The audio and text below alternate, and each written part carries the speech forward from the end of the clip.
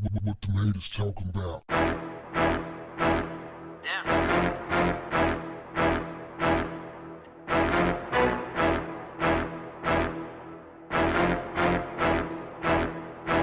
What's up, family? A video released by the Cashin Police Department shows 65-year-old Deborah Hamill being tased and arrested for a busted taillight. Well, actually, she didn't get arrested for the busted taillight.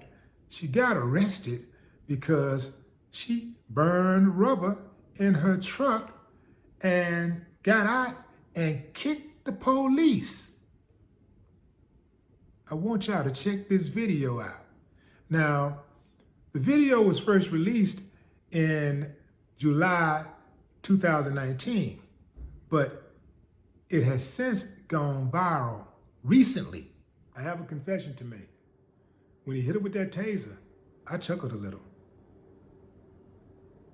She had it coming.